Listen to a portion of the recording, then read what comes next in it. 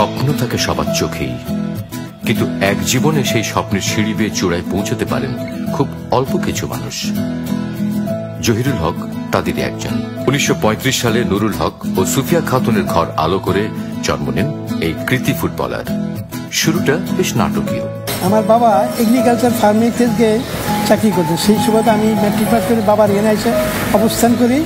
একদিন খেলার মাঠে আমি গেছি, যাওয়ার পরে খেলতে নামতে 10 জন প্লেয়ার নামার পরে দেখা যায় একজন প্লেয়ার শর্ট। তখন ওই প্লেয়ার আসে নাই। তো দিনের বাবু এসে দৌড়ে আমাকে জহির আপনি খেলতে পারবেন, আপনি মাঠে নামেন, মাঠে খেলতে পারবেন। আমি বলি স্যার আমার কোনো প্রস্তুতি নাই, প্লেয়ার নাই, আমি ফার্স্ট ডিভিশন খেলি নাই। আরে পারবেন আপনি খেলতে, আপনি নামেন।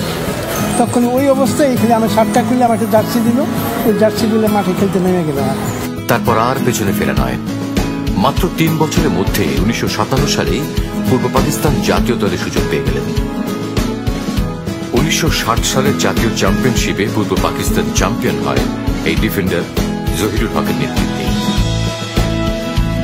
62 সালে মালয়েশিয়ার মার্তিকা কাপে পাকিস্তান জাতীয় দলে তিনিই ছিলেন পূর্ব পাকিস্তানের একমাত্র খেলোয়াড়।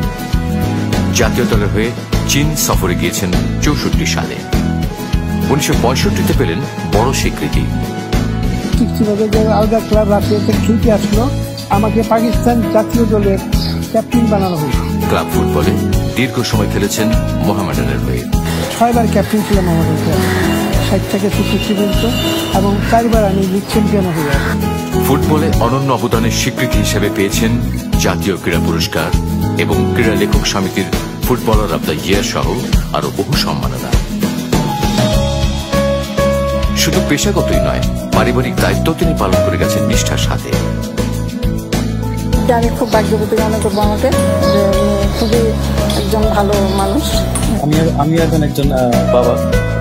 আদর্শ পিতার যে রোল মডেল গুলো হিসেবে সে গুণাবলী থাকতে হয়, বাবার কাছ থেকে ওগুলো শিখেছি। অনেক ভালো একজন মানুষ, খেলার জীবনও ছিল, আর আমি নিজের লাইফেও হচ্ছে অনেক ভালো। আমি অনেক গর্বিত হচ্ছে। সময়ের সাথে পেছনে ফেলে এসেছেন খেলোয়াড়ি জীবন, কিন্তু সময় কিংবা বয়স কোনো কিছুই কেড়ে নিতে পারেনি ফুটবলের প্রতি তার নিঃস্বার্থ ভালোবাসা। বাংলার এই অকৃত্রিম ফুটবল প্রেমীকে জানাই সশ্রদ্ধ অভিবাদন।